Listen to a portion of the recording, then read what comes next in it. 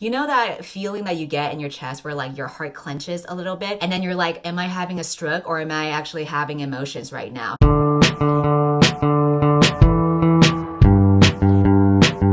I have some great news. First of all, I finally shaved my pits. It's been many, many months since I last touched it. I was gonna see if I can hold the world record, but at this point, if I was wearing this tank top, my hair probably would have pricked your eyeballs out through the camera. The next good news that I wanna share is that I am doing another giveaway for 5 brand new books because Book of the Month is sponsoring this video. Book of the Month is a subscription box that helps people discover the best new releases. They offer 5 new releases each month. You get to pick out 1 book to be shipped to your home for a cheap price. Just to show you the books, we have A Burning by Megha Majumdar. There's also The Vanishing Half by Britt Bennett. I'll talk more about this book later on in this video because I am interested in reading that sometime this year. But if you're looking for LGBT books or books by authors of color, these are 2 options that I think would be really good for you. And then we have other books from different genres. We have Home Before Dark, which is a thriller novel, The Last Flight, which is a mystery novel, and One to Watch, which is a romance novel featuring a plus-size protagonist. In addition to purchasing one of the featured books, you can also add 2 add-ons, so that could be previous books that they featured before. If you're not interested in any of the books, you can skip any month with no penalty. I will be doing a giveaway, so the link to the form will be in my description. But if you want any of these books guaranteed, then you can check out bookofthemonth.com to get your first book, which is normally $14.99, but if you use my code READWITHCINDY, it would be $9.99. While I'm here, I do want to talk a little bit more about Book of the Month and what's been going on. I've been working with Book of the Month for a while, and what I do every time they sponsor my videos is I give away these books right away. I send all 5 books to people who might not otherwise afford it or people who don't live in the US so that they can still get access to these books too. And I've generally enjoyed their service so far because I do keep up with them to see what the new releases are and what other diverse authors I haven't heard about before. Lately, Book of the Month has been dealing with some criticisms from people in the book community for not offering books that are diverse enough and also not handling their social media in a way that feels like you're being heard or you're being listened to when you voice those concerns for diversity. I was debating on what I should do because I still really like sending these books to people for free and having them enjoy 5 brand new books, especially if they can't afford it otherwise. But I also felt like the criticisms were very valid. Recently, the CEO of Book of the Month has published a statement on their Instagram. I'll link to it in the description below so that you can read it fully. They were basically addressing the criticisms that they've received, and they came up with this action plan for how they're going to improve their service. First and foremost, increasing authors of color in their monthly selections, because right now it's only about 20%. Going forward, they say that they're going to at least double to 40% of their selections to be authors of color, with an emphasis on Black writers. And then they talked more about how they're going to hire more Black employees and focus more on inclusiveness in their marketing programs and the influencers that they picked out. And they also are making a huge donation to a couple of organizations about racial injustice. But I'm glad that they acknowledge that they can do more, and they will be. But I want to be just super transparent. I have contacted them, and I also told them that should anything happen in the future, I might have to revise my contract or terminate it completely. But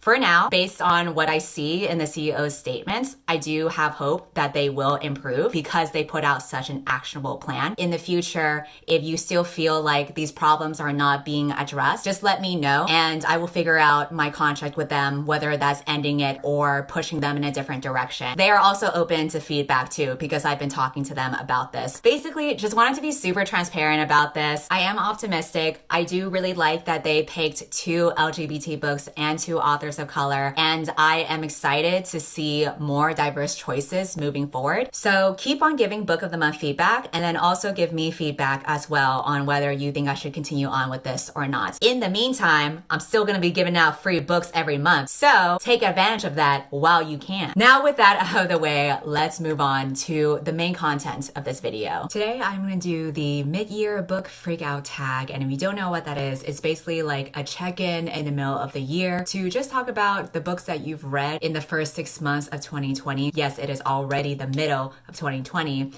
but it feels like a goddamn century. But here we are. This tag basically asks a bunch of questions. I'll link the creator in the description below. But the first question is, best book you've read so far in 2020? If I had to choose just one, I would pick Maybe You Should Talk to Someone, which is a nonfiction memoir that's written by a therapist. She talks about the different patients that she has and their stories, and she talks about her own experiences going to therapy. And she just kind of connects them all to why do we feel the way that we feel. I remember listening to the audiobook, I ended up tearing up because a bitch was going through it, okay? A bitch was starting to feel some things. And I feel like a lot of the stuff that the author wrote came across as so genuine and insightful. She wrote a lot of insights that resonate with me and made me think a lot about how I process things and how I reflect on a lot of things in my life. For example, she mentioned how we often stay in our negative mindset because it's so much easier to be negative and to still stay within that lane instead of breaking free into the unknown, which is being positive and trying to be happy and trying to improve our lives, because that sets up a chance for us to fail. And so our brain kind of tricks ourselves to not do that because it's like, well, I can't even be more sad if I just don't try at all. And I was like, this bitch just read me. What I liked the most about this book was that she talks about 3 patients throughout the book. Even though all their situations were so different, I still found some way to relate to them. And I was able to find some meaning in all of their takeaways anyway. Even when one of the patients was a total jackass, there's like this breaking points that he has towards the end of the book that really made me tear up because I was like, damn, this shit just got too real. I felt like it was a good reminder for me to stay compassionate to myself and also to other people, because everyone is going through something, and to be more reflective of yourself, which is something that I am constantly trying to do. The second question is a best sequel you've read so far in 2019. I haven't read any series so far except for Harry Potter, because I agreed to join this Harry Potter and the Virgins read along where other newbies and I would be reading the books for the first time, but we actually decided to cancel the read along because JK Rowling has decided to tweet even more transphobic ideologies. And to add insult to injury, she blatantly decided to, for some reason, go on her platform and spread all those hurtful words during the Black Lives Matter movement and during Pride Month. And so at this point, I was just so fucking annoyed by her that I decided I'm not going to read any more of her books. I have no regrets whatsoever about discontinuing the series, because the only reason why I was reading it in the first place was because I agreed to host the read along. Otherwise, I never would have bothered to continue reading. That means that I have only read the first 3 books of Harry Potter. I don't think I've read any other series, but to answer the question, based on the first 3 books, I do think that the 3rd book was a little bit more elevated because it explored darker themes. It introduced background stories of adult characters from Harry Potter's previous generation that I thought was more interesting, but ultimately not interesting enough for me to continue reading from a transphobic author. So moving on, number 3 is new release you haven't read yet but want to. I have had My Dark Vanessa on my radar. It's a literary novel that features a relationship between a teacher and a student, which sounds really sketch, but the whole point of the book is to show how problematic it is and to show how twisted of a relationship it is. I've heard good things about it. I've been meaning to read it. I probably will at some point this year. Another one that I want to read is The Knockout Queen, which is a literary book, but I didn't realize until I checked Goodreads that it had the LGBT tag on it as well. So now that incentivizes me even more to check it out. Another book I want to read is The Vanishing Half, which is another literary novel. It's basically about 2 identical twins who live in the South. One of them is Black and the other is white passing, and it shows how their lives diverge. I think what I'm realizing this year is that I like literary novels. A lot of people on BookTube complain that they're too slow and boring. I realize I'm just a boring bitch and I might as well just embrace it. Question number 4 is most anticipated release for the second half of the year. I have no clue what books are going to be released this year. I am too busy trying to catch up with all the books that have already been published. I guess Ballad of Songbirds and Snakes is kind of like a highly anticipated release. I will be picking that for Paper Cut Book Club and doing a live show for it. But to be honest, I'm not really anticipating it because I've seen so many mixed reviews and I don't think I will actually like it. So basically, I don't have any books that are highly anticipated. I just have a few books that I have been meaning to read on my TBR, like the 3 that I mentioned in the previous question. Number 5 is biggest disappointment. I started reading Harry Potter literally right before JK Rowling decided to publicize her transphobic ideology. So does that count? Or do I have to talk about the actual books for this question? I'm just gonna make it count here. The first book was dry as hell, and there was so much fat shaming that it was super grating. I'm like, yes, we get it. Dudley is fat and Harry is a skinny legend. Let's fucking move on. But unfortunately, we never moved on because every single time Dudley is described or any of his family members are described, she emphasizes so many times that he has fat arms and they jiggle every time he moves. And every now and then there are people who are like, well, it's not actually fat phobic because Harry was starved as a child and it's supposed to show how the Dudleys are spoiled and everything. But it's like, dude, JK Rowling has so much of a problematic history, not just history, but even today, literally discrediting transgender people, that I would not hold it past her to be fat phobic. Biggest disappointment, not just in the books that I personally couldn't enjoy because I don't really read middle grade, but also for the author herself, for just being like a shitty person. You impacted several generations, and then you're gonna go ahead and ruin your legacy by just tweeting harmful shit. For so many of your transgender readers to be hurt by that and to feel invalidated by that doesn't fucking sit right with me. I understand how people can have nostalgia for that series and still want to cling on to it, but that's not my fucking problem because I never read this series to begin with. I have no claim or stake in this whatsoever. So I'm happy to move on and keep on reading the rest of my boring ass literary books. Because let's be real, if she were published today, nobody would even give a damn about her. Nobody would even publish her probably. Everyone would fucking cancel her. But the fact that she was a successful author in the 90s and she was able to have a really popular series, I think that's why people are so unwilling to let go of her.